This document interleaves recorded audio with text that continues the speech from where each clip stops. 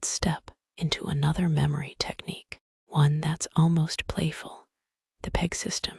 This method lets you take numbers, which are normally abstract and hard to remember, and turn them into concrete hooks for your mind. Each number becomes a picture, and you can hang any idea you want on that picture. It's like giving numbers a personality. And today, while we build the peg system, we're also going to hang something else on it. The universal triggers of influence. You'll learn memory and persuasion together, fused as one. We'll start simple. Number 1 is bun. Picture a hot, steaming bun fresh out of the oven. It's warm, soft, and ready to hold something inside it. The trigger that goes with this peg is authority. Imagine that bun wearing a crown, declaring itself the king of the bread basket. People respect crowns, uniforms, and symbols of rank. Authority is sticky, and just like that bun, once it holds something, it's hard to forget. The bun is authority, and authority is the bun. Number 2 is shoe. You know this one already. Shoes carry us everywhere. Imagine a giant shoe stomping on the floor, and every time it stomps, something disappears. That's scarcity. The rarer something feels, the more we want it.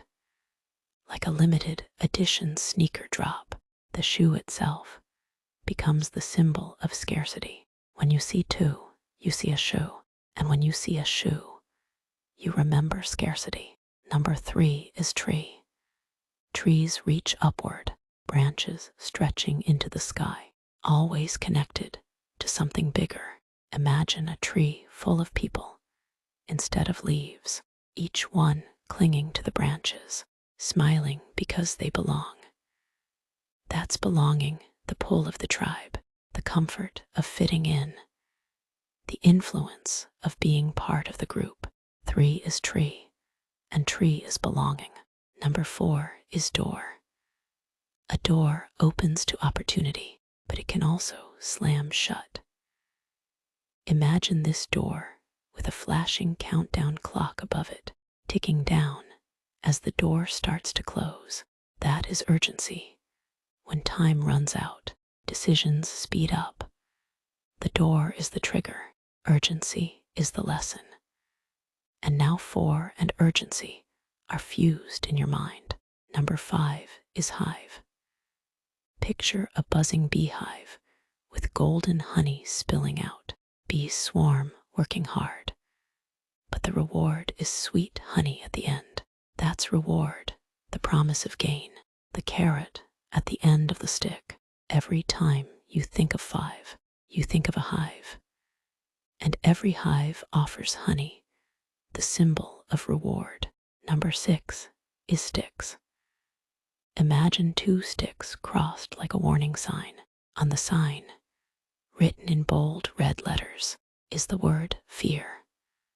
Fear is the most primal motivator. It stops us, drives us, and shapes our decisions. Sticks as weapons, sticks as barriers, sticks as fear. 6 holds the trigger of fear, and the image is unforgettable. Now pause for a moment. You just walked through 6 pegs, but you also walked through 6 levers of influence. You didn't memorize a list. You built a chain of images where each number carries its own power. 1 is bun. Bun is authority. 2 is shoe. Shoe is scarcity. 3 is tree. Tree is belonging. 4 is door. Door is urgency. 5 is hive. Hive is reward. 6 is sticks. Sticks are fear. The system taught itself as you listened. You didn't study pegs in isolation. You saw the pictures. You felt the absurdity, and that absurdity burned them into memory. And at the same time, those pictures carried the triggers of influence. The bun's crown gave you authority. The stomping shoe gave you scarcity. The people in the tree gave you belonging. The closing door gave you urgency. The hive gave you reward. And the crossed sticks gave you fear. This is recursion again. A memory technique teaching itself by demonstration.